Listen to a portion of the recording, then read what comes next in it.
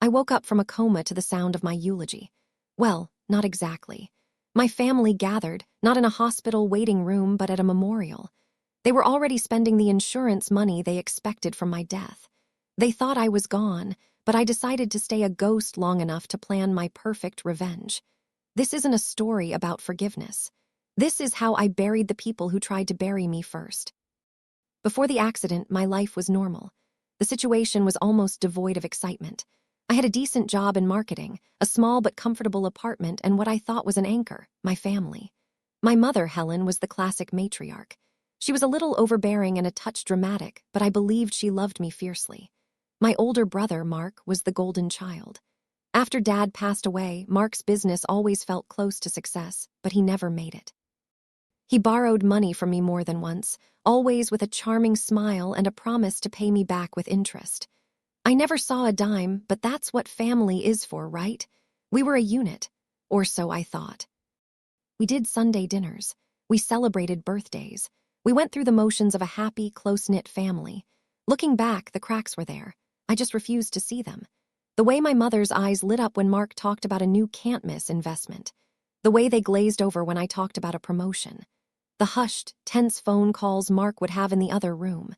The pile of letters with red urgent stamps I'd see on my mother's counter before she'd quickly hide them. I saw it, but I explained it all away. Mark was just stressed. Mom was just worried. Those were little lies I told myself to keep the family picture perfect. I had a large life insurance policy.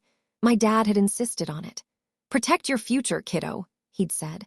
I listed my mother as the primary beneficiary. It felt like the most natural thing in the world. It never occurred to me that I was signing my death warrant.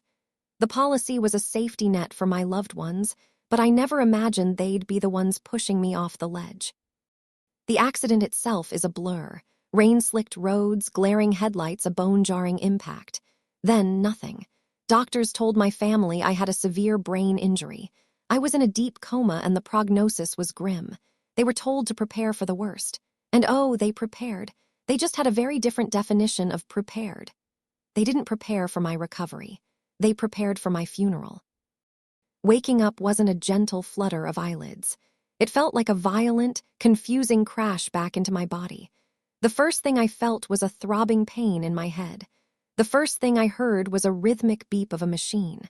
The first thing I saw was a TV on the wall. My throat was raw and I felt trapped in my limbs, but my eyes and ears worked. I could hear the nurses outside my door. They spoke in soft, sympathetic tones. I heard something about the poor family and the memorial service they held yesterday. A memorial? For me, I wanted to scream, "I'm right here." But only a strangled whimper came out. I thought it had to be a nightmare or a coma-induced hallucination. Eventually, a nurse came in.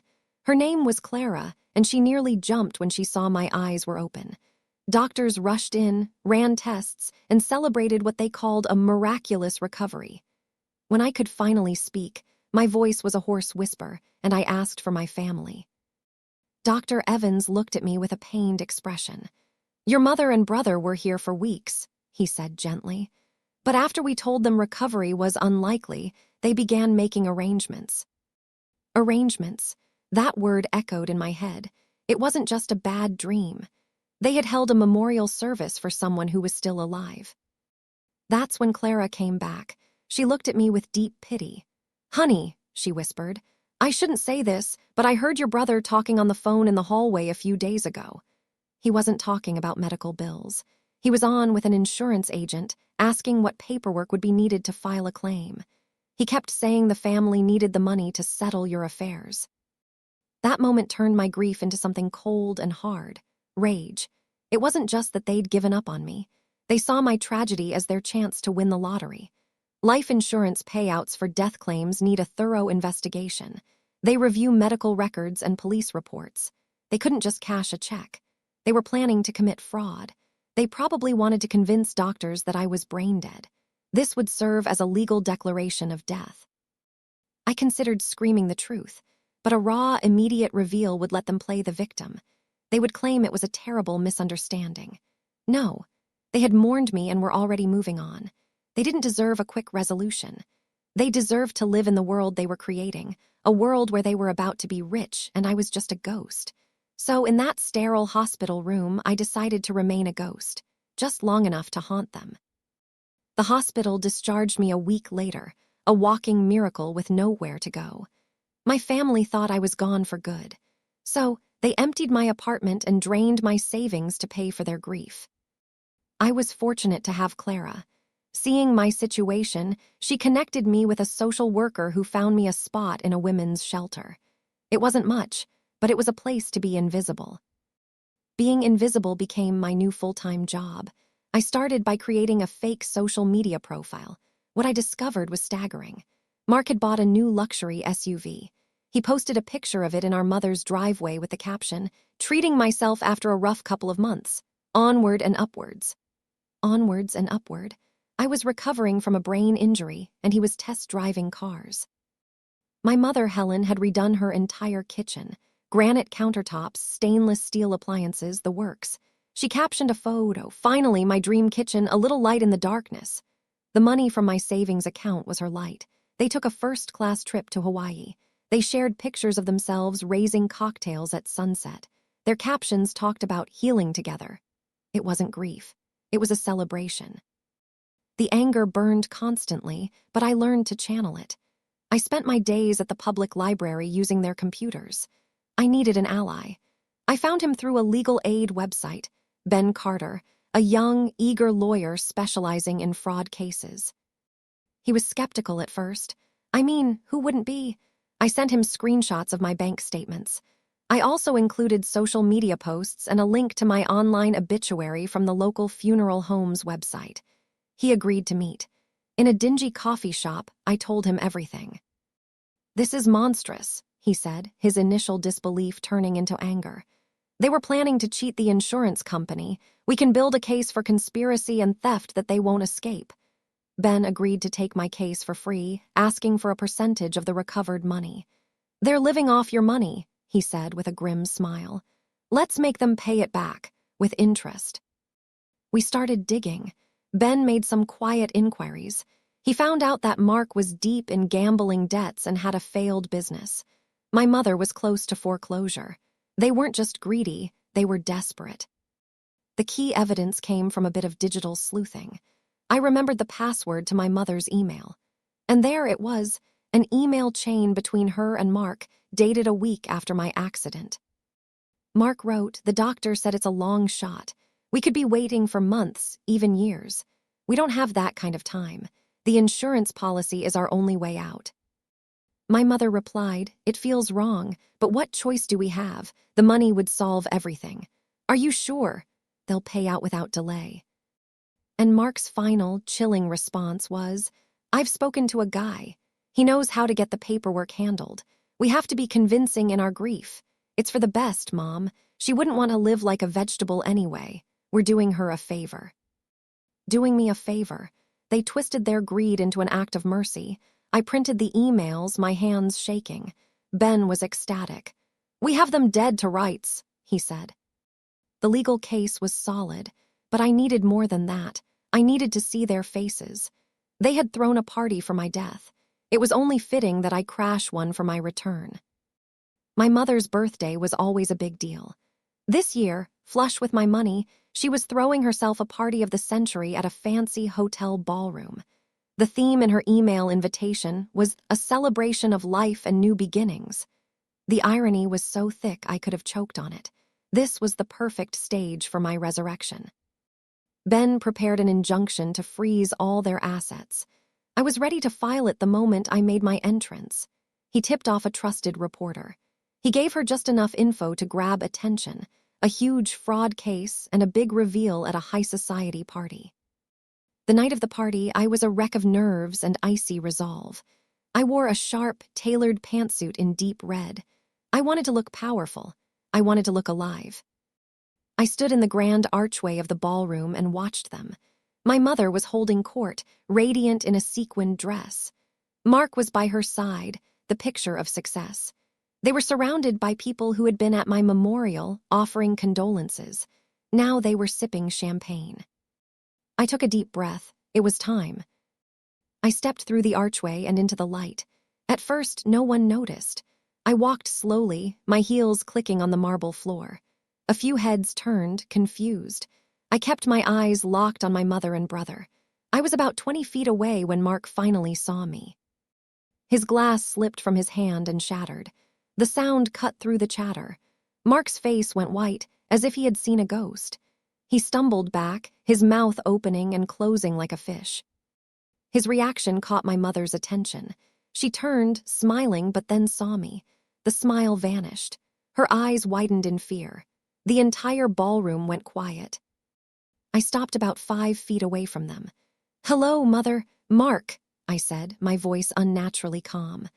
"Wonderful party. Sorry I'm late. It took me a while to claw my way back from the grave you were putting me in." My mother whimpered. It can't be." "Oh, it's me," I said, enjoying the panic on their faces. "A little worse for wear, I'll admit, but I'm back, and I'm here to celebrate your new beginning." I turned to the stunned crowd. My dear mother and loving brother wanted to have me declared legally dead while I was in a coma. They planned this to cash in on my 7-figure life insurance policy. If you're confused, now you know. It was quite the plan. Gasps rippled through the room. "This new kitchen, Mom," I said, my voice filled with false sweetness. "Paid for with my savings. And Mark, that beautiful new SUV. My treat, your trip to Hawaii. I hope you enjoyed the beaches I bought for you." Mark finally found his voice. "This is insane. It's a trick." "A trick," I replied, pulling a thick envelope from my pocket. "Is this a trick? It's a copy of an email from you, Mark, to our mother. The one where you mentioned doing me a favor because I wouldn't want to live like a vegetable. Would you like me to read it aloud? I have copies." He was trapped. My mother just stood there, tears of fear streaming down her face. "It's over," I said in a low, cold tone. "The life you tried to build on my grave is over." On cue, Ben stepped forward. "The injunction has been filed," he announced. "All of your assets have been frozen effective immediately." Behind him, the reporter and her cameraman entered, the camera light flicking on.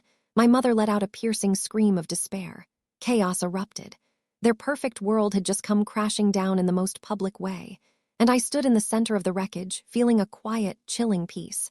The ghost had finally had her say. The party was the climax, but the fallout took time. The story went viral. "Woman CRASHES party TO expose family's plot." The public humiliation was complete. The legal battle was messy. Their lawyers painted me as unstable. They claimed my brain injury caused delusions. They argued it was a terrible misunderstanding. But the evidence was clear. The emails, financial records, and rapid spending all showed a plan to commit fraud. In the end, they received a few years in a low-security prison and had to pay back every cent plus extra damages. Getting the money back wasn't easy. The car was repossessed. My mother had to sell my childhood home. They ended up with nothing. They traded their daughter for cash, and in the end, they lost both. I won the case, but I didn't feel like a winner. I regained my identity and eventually recovered some of my money.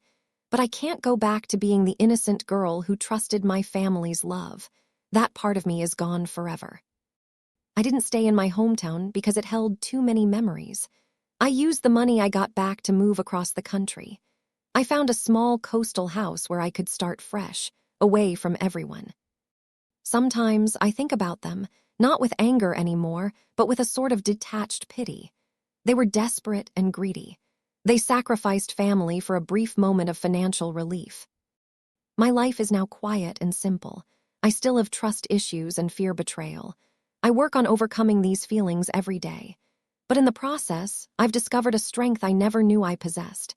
I've survived, fought back, and rebuilt my life from the broken pieces they tried to destroy. They thought they'd buried me, but they didn't understand that when you bury a seed, it doesn't die, it grows. That's my story. It reminds us that the deepest betrayals can come from those who are supposed to love us the most. But it's also a story about resilience, about refusing to stay a victim. What would you have done in my situation? Planned a slow, calculated revenge or exposed them right away? Let me know in the comments. If you found this story interesting, please hit that like button and subscribe. Thanks for listening. And remember, never let anyone else write your ending for you.